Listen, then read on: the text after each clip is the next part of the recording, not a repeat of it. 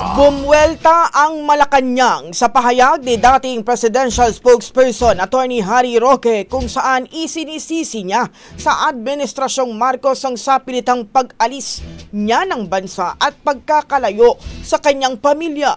Ayon kay Palace Press Officer Claire Castro, wala na raw sana siyang balak sagutin ang paninising ito ni Roque, pero baka raw paniwalaan pa at isipin ng publiko na may katotohanan.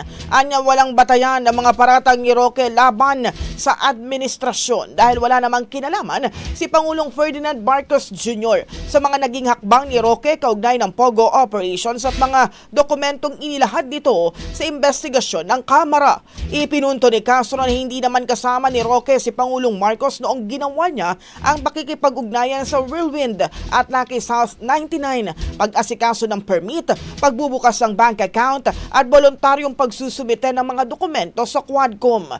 Sa huli na nawagan ng Palace Press Officer sa mga obstructionist na ihinto ng paninira at magpaka Pilipino na.